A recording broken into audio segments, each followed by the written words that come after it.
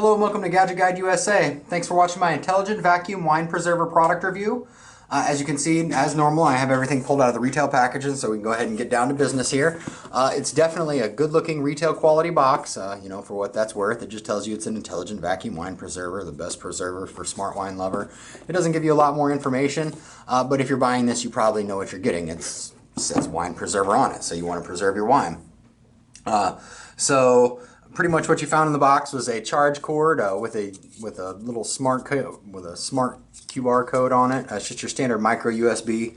Most people, I imagine, are familiar with this. It has a charging port hidden right there.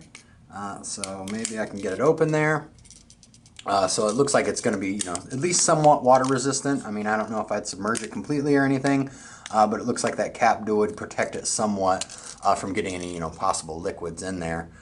So we're just going to go ahead and close that up now. Everything fits nice, and of course the other end is going to go on your standard USB for charging. I have tons of those, so we don't need to talk about that.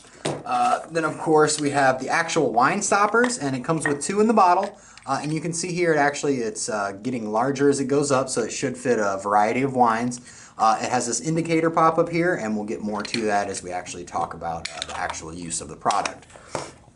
This is the actual unit. It's extremely well made. I mean, it is just plastic, but it looks very sleek. It looks very nice. I definitely like the way it looks. I wonder why. Oh, looks like it looks okay. It definitely looks good. It looks like something you'd want to put in your kitchen. This is another button. It may not look like it, but apparently that's some type of time and temperature. It does have an LCD display in there somewhere as well, and I'm going to have to charge it up to let you see that.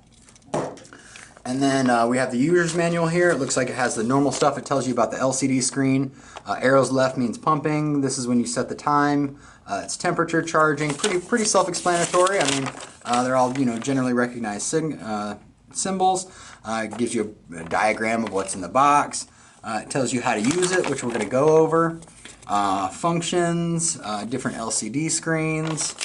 So it gives you pretty much everything you need. It's a pretty well-written manual. So, as long as you read it, you're going to get over everything. The diagrams are easy to understand. You can see what it's pointing to and everything. So, of course, we like that. Solid manual. That's always important. So, I guess the next step is going to be... Oh, I'd just also like to mention this is plastic here. But if you actually look at that now, you can see that you could slide the bottle on, and when you spin this, it's actually going to lock the bottle through 2 ovals. Right there, the bottle's going to go down great, and then when you slide it there, it's actually reducing the amount of area there. It's actually increasing the amount of area the bottle contacts with it, so it should lock it up quite nicely. So that's definitely a lock function. Oh yeah, there you go. You can actually even see this. Oh, that's unlocked, and then there's a lock symbol there to mean it's locked.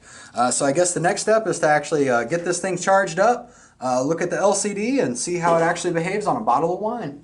Alright, and we're back. Just so for practice, I went ahead and actually already went through this whiskey here. And what I did is I just slid that cap on, and I'm actually going to show you step by step. I just wanted to show you what it looks like when it's fully vacuum sealed. I was trying to show you this indicator earlier, but it was kind of hard to explain. So as you can see, this indicator flush, and that's basically telling you that it's perfectly vacuum sealed, and that's what you want to go. This is just this bottle of whiskey. And now my bottle of whiskey is ready to store. If you prefer to store it with the actual thing on it, you're more than welcome to do it. And there's actually a benefit. If you do lose vacuum, say over a certain period of time, it will automatically detect it and begin suctioning again. The downside to leaving this on is it kind of, it adds a couple inches to the height, so it might not fit in your refrigerator.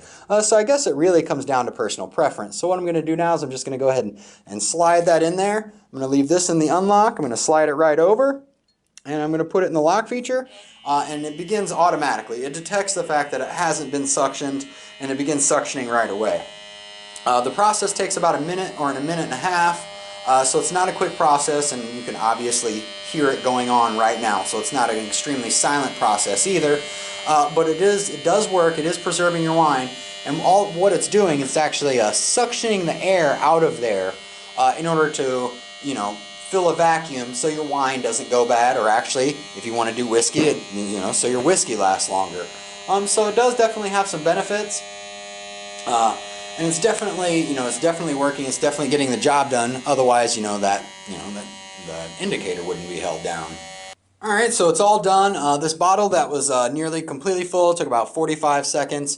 The bottle that was half empty took about, it took about 2.5 minutes. So it wasn't a super fast process, but let's go ahead and pop this off and make sure it did, in fact, that we have a good seal. I mean, so it's not quite as well sealed. I guess it is well sealed. Okay, so it's just as well sealed as the other one there, and you can tell that it's flush there.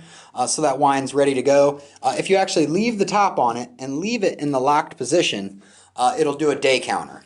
You can push this button, and right now it's telling me that it is 23.9 degrees Celsius, which is about room temperature.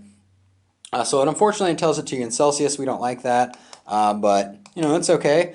And the other feature this has is also a day counter. Right now, I know you can't see it, but it says 01. And what that does is if you leave the preserver on the bottle and put it in the fridge, it'll actually count down days.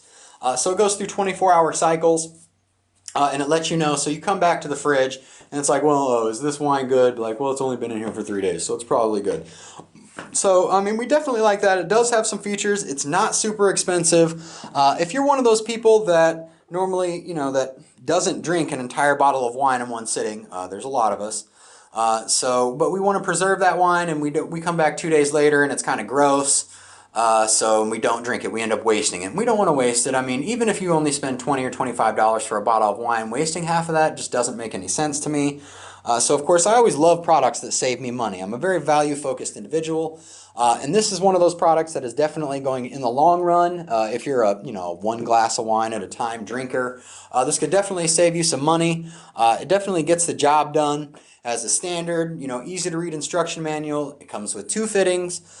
So it's not the most fabulous product in the world. It's not going to blow, it's not going to change your life or anything, but what it will do, it'll save you money here and there.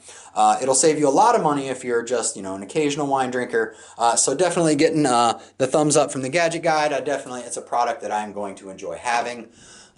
So I hope you enjoyed my product review today. Comments are always welcome at the bottom of the page. Subscriptions are always appreciated. Thank you. And if you have any specific questions, comments, or suggestions, please email me at GadgetGuideUSA@gmail.com. Thank you for your time.